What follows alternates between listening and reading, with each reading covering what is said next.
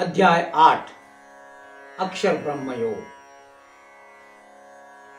भगवत गीता का 8वां अध्याय यानी अक्षर ब्रह्म योग।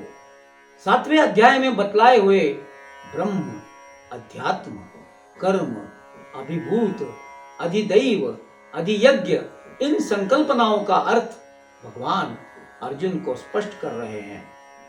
सर्वश्रेष्ठ अविनाशी तत्व यानी ब्रह्म, अध्यात्म यानी जीव का स्वरूप, संपूर्ण विश्व की उत्पत्ति करने वाला सृष्टि का व्यापार यानी कि कर्म, पदार्थ का नश्वर भाव यानी अधिभूत, सभी पदार्थों का अधिष्ठाता पुरुष यानी अधिदैवत, सर्व शरीरों में अधियज्ञ यानी कि सर्व यज्ञों का अधिष्ठाता मैं स्वयं ही हूँ।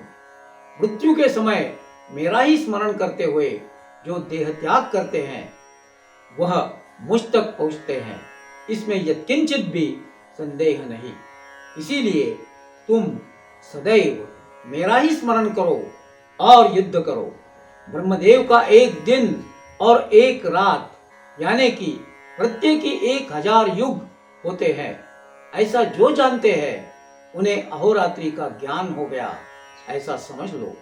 ब्रह्मदेव का दिन शुरू होने पर सभी प्राणी मात्र अव्यक्त भाव से व्यक्त होते हैं और रात्रि के प्रारंभ में फिर से अव्यक्त में विलीन हो जाते हैं।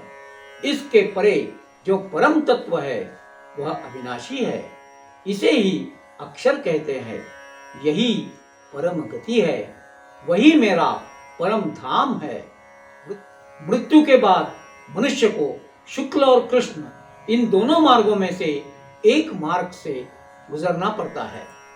इनमें से शुक्ल मार्ग से गुजरने पर जन्म मृत्यु के चक्र से मुक्ति मिलती है, लेकिन कृष्ण मार्ग से गुजरने पर फिर से इस चक्र में वापस आना पड़ता है। इन दो गतियों को जानने वाला योगी मोह जाल में कभी भी नहीं फंसता। यह जानने वाला योगी वेद, यज्ञ, दान, तप इन सभी में बतलाए गए पुण्य फल से परे हो जाता है और परम स्थान प्राप्त कर लेता है।